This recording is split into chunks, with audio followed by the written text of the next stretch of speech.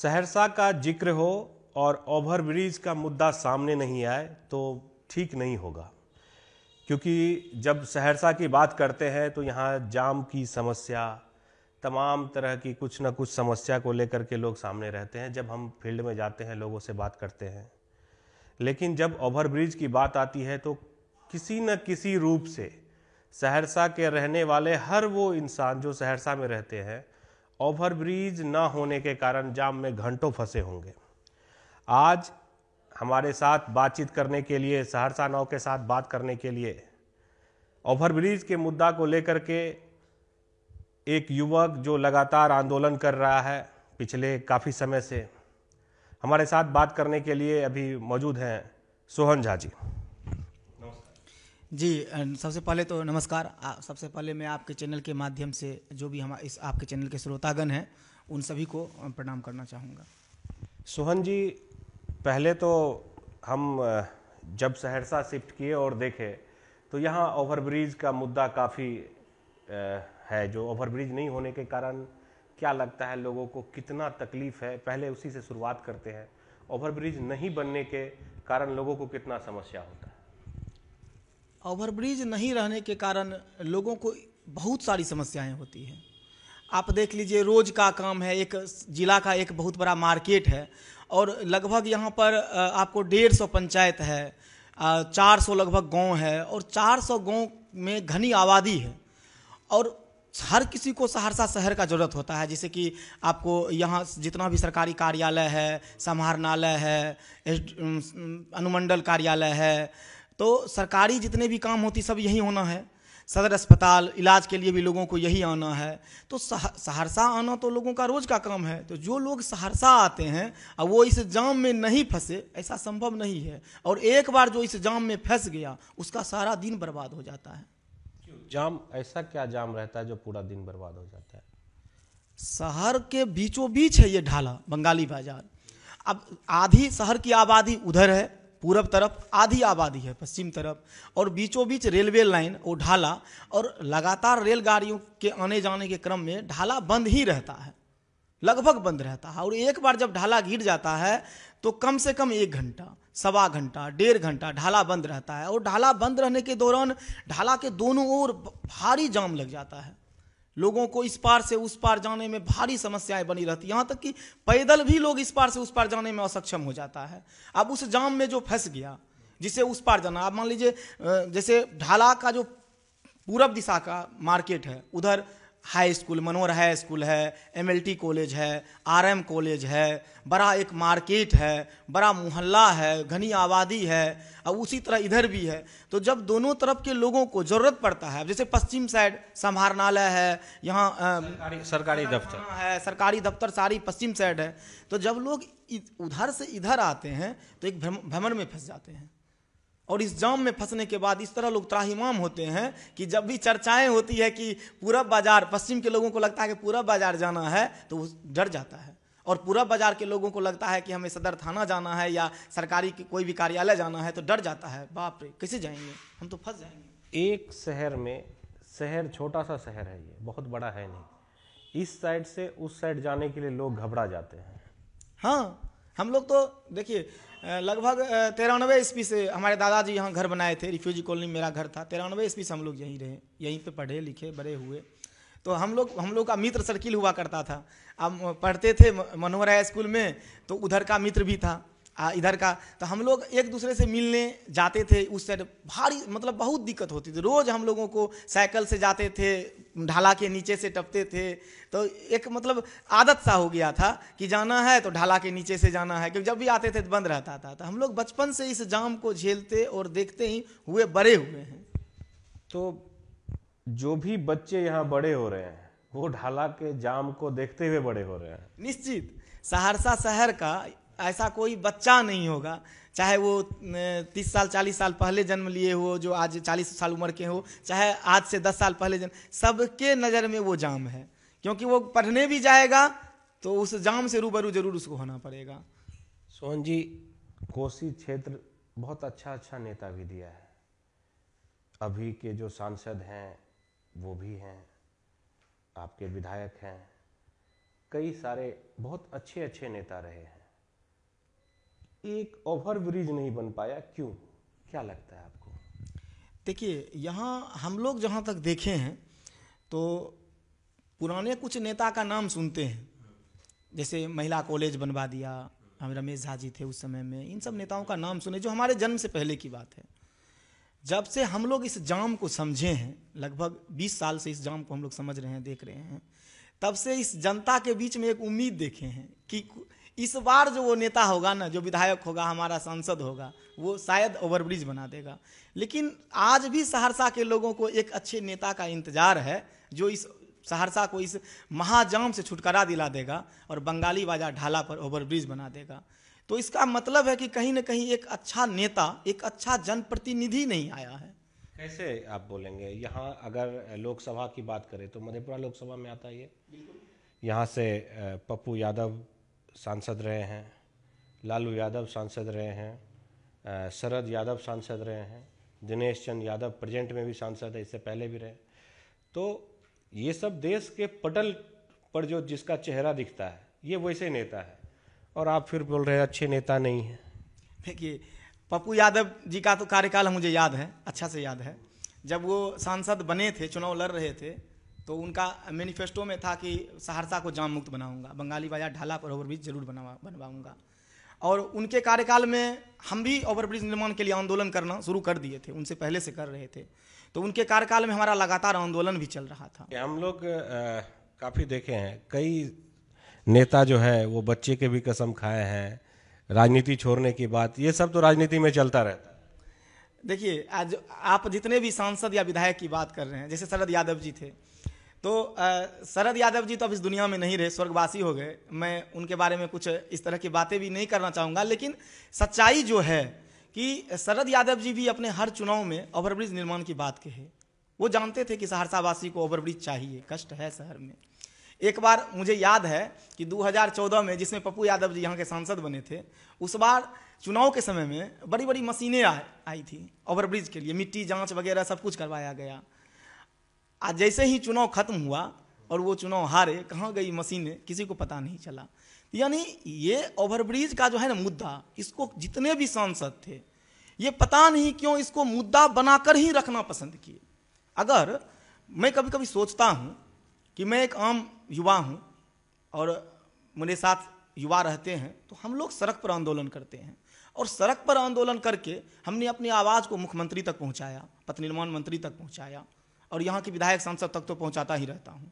अगर एक प्रतिनिधि अपनी जिम्मेवारी को समझे और विधायक या सांसद इस ओवरब्रिज के लिए सड़क पे बैठ जाए, तो हम कहते हैं कि रातों रात ओवरब्रिज का काम। अभी मैं हाल ही में 1-2 दिन पहले जो है केजरीवाल जी का जो है एक इंटरव्यू सुन रहा था, उसमें वो बताए जो वो लगभग 8 साल रहे हैं, तो 8 साल के अंदर में उन्होंने कितना ओवरब्रिज बनाया, वो सैकड़ों की संख्या में बताए हैं। शीला दीक्षित का कार्यकाल भी हमने देखा, हम जब उस टाइम पढ़ाई कर रहे थे दिल्ली में तो देखा था, काफ़ी सारी ओवरब्रिज बनती थी। आज देख रहे हैं इधर 1 साल के बाद नए उस क्षेत्र में गए तो एक अलग सा रूट बना हुआ है ओवरब्रिज का। इतना मतलब मेरा कहना है, अगर इतना आसानी से वहाँ बन रहा है, सैकड़ों की संख्या में बन रहा है, तो आपके शहर में एक ओवरब्रिज नहीं बन रहा है, क्यों? देखिए, सबसे पहले तो मैं आपको ये कहना चाहूँगा कि हमारी बिहार की जो राजनीति है और दिल्ली की जो राजनीति है, दिल्ली में जितने भी लोग रहते हैं, मैक्सिमम लोग जात पात धर्म से ऊपर उठकर सरकार चुनने का काम करते हैं। हमारे बिहार में लोग मरे तो मरे, ओवरब्रिज नहीं बने तो नहीं बने, लेकिन हमारी जात का विधायक, हमारे जात का सांसद और हमारे जात का सरकार होना चाहिए। ये जो आम लोगों की मानसिकता है ना, ये कहीं ना कहीं पूरे बिहार को दलदल में लेके जा रही है। ओवरब्रिज हो, विश्वविद्यालय हो, यानी बिहार का जो आज ध्वस्त शिक्षा व्यवस्था है, ध्वस्त स्वास्थ्य व्यवस्था है, कोरोना का समय आया, किस तरह लोग मर रहा था, किस तरह यहाँ मजदूरों की फैक्ट्री बनी हुई है। हमारे जो युवा हैं, लगभग 80% बिहार का युवा अन्य प्रदेशों में जाकर 10-12 हज़ार का नौकरी का भीख मांगते रहता है। आप देखे होंगे, और हर न्यूज़ चैनल पे दिखाया जा रहा था कि जब कोरोना का समय था तो किस तरह बिहारियों को धक्का मारकर हर जगह से निकाला जा रहा था। मैं उस समय दिल्ली में काम कर रहा था, आनंद विहार में मेरा जो है ड्यूटी लगा हुआ था। मैं वहाँ पर एक चैनल के लिए काम कर रहा था, तो आनंद विहार से जो ट्रेनें खुल रही थी या बसें जो है बिहार के लिए या यूपी के लिए जा रही थी, तो मैं उस एरिया को कवर कर रहा था, तो मैंने वो फेज देखा है, वहाँ पर कितना कष्ट था लोगों को। तो यहाँ के जो नेता हैं ना, यहाँ के जो स्थानीय विधायक सांसद हैं, सरकार हैं, वो जनता के इसी सोच का फायदा उठा रहा है। वो ये समझ रहा है कि मैं ओवरब्रिज बनाऊं ना बनाऊं, मैं विकास करूं ना करूं। ठीक है सुमन जी, मैं ये कह रहा हूँ, ठीक है, जाम में तो लोग फंसते ही हैं, जो दिन भर मतलब मान लीजिए जो काम से इस पार से पूरब बाजार की ओर जा रहे हैं, पश्चिम की ओर आ रहे हैं, तो ये वो तो जाम में फंसते ही हैं। नेताओं की गाड़ी फंसती है क्या कभी? हाँ, फंसती है। अगर मान लीजिए ओवरब्रिज नहीं बना है तो हम भी जाम में फंस सकते हैं। हाँ, ये बात तो है, जाम में फंस विधायक सांसद भी फंसते हैं, लेकिन है क्या कि यहाँ का जो आम जनमानस है ना, वो रोज फंसता है।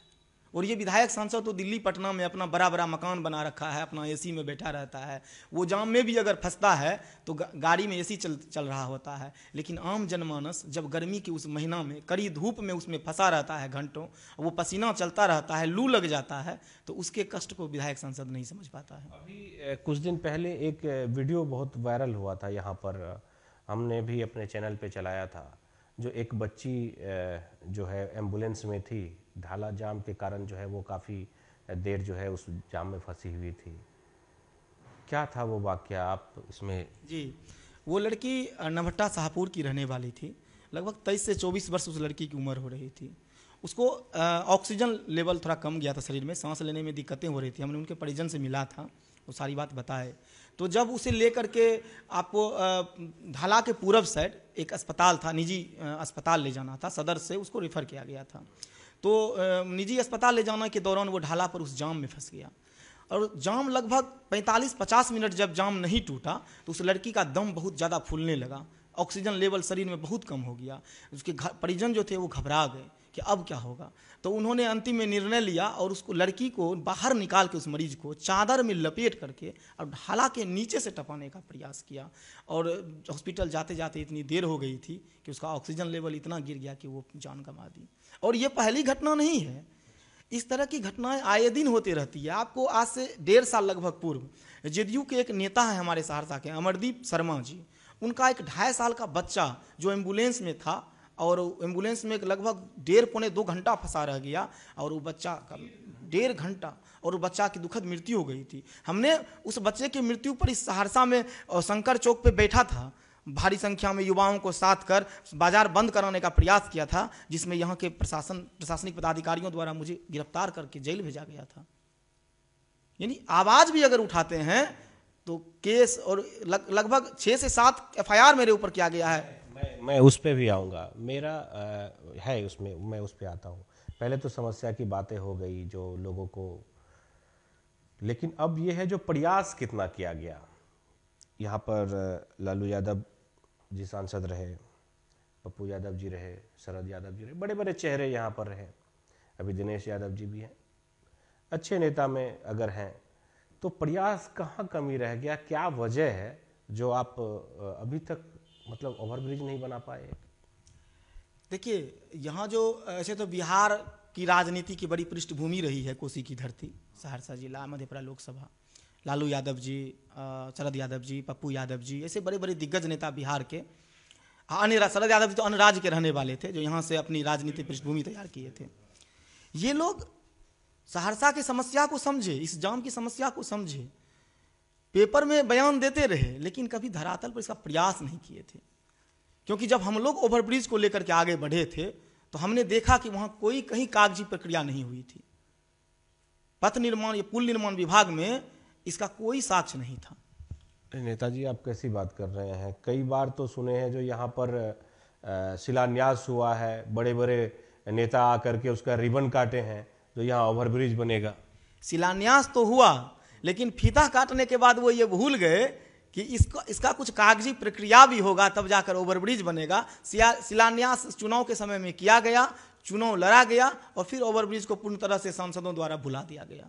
कभी भी सकारात्मक प्रयास यहाँ के जनप्रतिनिधियों द्वारा नहीं किया गया है, जबकि नकारात्मक प्रयास किया गया है। ठीक है, आप कह रहे हैं, लेकिन आए दिन यहाँ पर जो है, जो भी आपके जनप्रतिनिधि हैं, वो उनके अगर हम इस पे वेबसाइट पर जाते हैं या उनके द्वारा जो सोशल साइट है जो चलाया जा रहा है, उन पर देखते हैं तो ओवरब्रिज को लेकर के वो तमाम बातें लिखते रहते हैं। अभी भी हाल फिलहाल में एक नया मुद्दा चल रहा है जो फलाने डेट में सभी एक दूसरे को जो है मतलब चाह रहे हैं जो मैं इसका श्रेय लूँ, सभी नेता चाह रहे हैं। देखिए, ये जितने भी नेता हैं ये सहरसा के जनता को कहीं ना कहीं मूर्ख बनाने का प्रयास करते हैं, क्योंकि दरअसल है क्या कि हम लोग अपने संघर्ष के बल पर ओवरब्रिज को बिहार सरकार के पास जाकर चाहे जैसे भी हो हर तरह का हम लोग आंदोलन किए। लगभग 10 वर्षों से लगातार आप कोई कमेटी बनाए हुए हैं क्या? हमारा अपना संगठन है कोसी युवा संगठन, और कोसी युवा संगठन के बैनर तले ही हम लगातार 10 वर्षों से सड़क पर संघर्ष किए और हमें सहरसा के हजारों युवा का साथ मिला। अच्छा, एक चीज़ और हम पूछेंगे, जैसे आप लगातार जो है विरोध करते रहे हैं, जो सभी सांसद का और विधायक का जो आपके बात नहीं मान रहे हैं या फिर अभी नहीं हो पा रहा, ओवरब्रिज का प्रयास नहीं कर रहे हैं, ऐसा आप आरोप लगाते रहते हैं, खुल के आरोप लगाते हैं। कभी कहीं से कोई धमकी या कुछ इस तरह की बातें हुई है क्या? देखिए, मैं तो ऐसे बताना नहीं चाहूँगा इस तरह से, क्योंकि मैं डरता नहीं हूँ किसी से। डरना क्या है, देखिए जीवन में जिसको जो होना है, हम यही हमारे दादाजी बताते थे कि सब प्रारब्ध का खेल है। हर इंसान का जन्म कुछ न कुछ करने के लिए हुआ है और कल क्या होगा ये ऊपर वाला तय किए हुए हैं। तो हम लोग किसी से डरते नहीं हैं, अपने समाज के लिए जो जीने का एक अपने अंदर में दृढ़ संकल्प लिए हुए हैं उसको लेकर आगे बढ़ते हैं।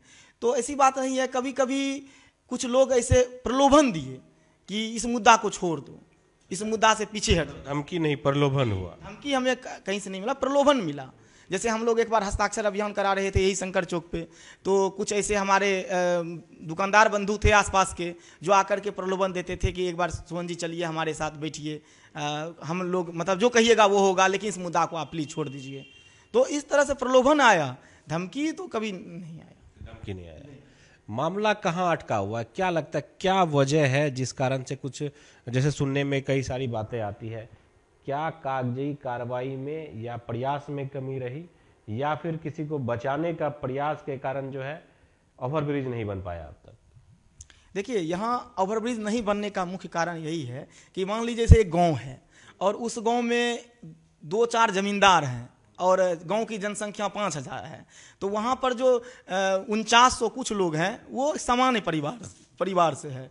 तो जो वर्तमान में जो यहाँ की राजनीति है ना, वो जो नेता हैं वो कहीं ना कहीं जनता से जुड़े हुए नेता नहीं हैं, तो उनको उस सामान्य लोगों से मतलब नहीं है। वो जो 4, 5, 10 ऐसे पूंजीपति लोग हैं उनको नुकसान नहीं हो जाए, उनसे दोस्ती निभाने के चक्कर में वो ओवरब्रिज के लिए सकारात्मक प्रयास नहीं करके और नकारात्मक प्रयास कर बैठते हैं। जैसे आप पिछले 2 सालों में देखे होंगे कि हमारे सहरसा के रहने वाले हैं, आरजेडी से हैं, मनोज झा जी राज्यसभा सांसद हैं, वो यहाँ रहे भी नहीं हैं, सब दिन दिल्ली में रहे हैं, लेकिन जब ओवरब्रिज बनने की बात आई तो वो सदन में विरोध कर दिए।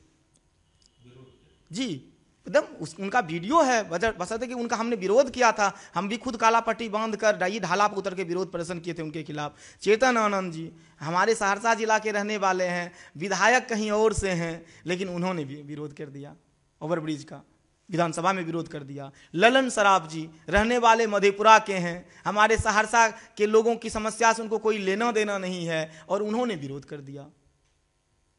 तो कहीं ना कहीं जो है ना, ये जो सहरसा शहर के ओवरब्रिज निर्माण क्षेत्र में आने वाले 8 से 10 ऐसे पूंजीपति लोग हैं, वो अपने निजी स्वार्थ में अपना पैरवी पैसा का बल लगा करके यहाँ के स्थानीय प्रतिनिधियों को अपने पक्ष में कर और बिहार के राजनीति में स्थापित कुछ नेताओं को अपने पक्ष में कर सहरसा के लाखों आम जनमानस को इस जाम में धकेल कर छोड़ दिया है। अभी आपके हिसाब से क्या होना है, अभी क्या होना है, किस तरह से आपको लगता है ओवरब्रिज हो पाएगा? देखिए, ओवरब्रिज तो बन जाएगा और जल्दबाजी में ये तभी बनेगा जब यहाँ की जनता जागेगी, यहाँ की जनता एकजुटता दिखाएगी।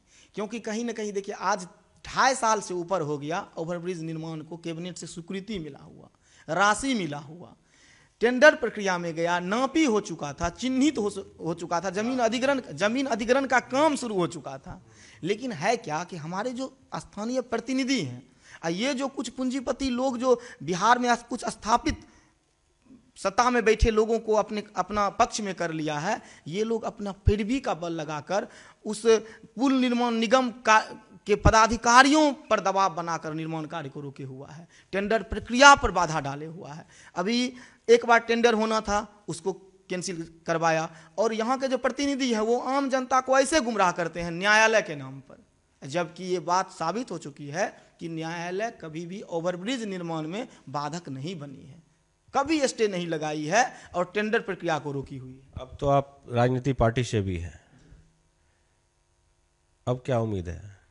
देखिए, हम तो मेरे जीवन का सपना समझिए और लक्ष्य समझिए कि सहरसा का सर्वांगीण विकास और खासकर जाम की समस्या से निजात दिलाना। हमने अपना एक उम्र लगाया है, एक इंसान के जीवन का सबसे सुखद उम्र होता है 25, 28 से 35, 37 साल का, और हमने वो उम्र इस ओवरब्रिज के पीछे लगाया है। हम एक मध्यम परिवार से होते हुए हमने अपना पूंजी लगाया है, हम अपने जीवन का हर कुछ दांव पे लगाया है ताकि हमारे सहरसा के लाखों आम आवाम को समय मिल सके और उन्हें सुख सुविधा मिल सके।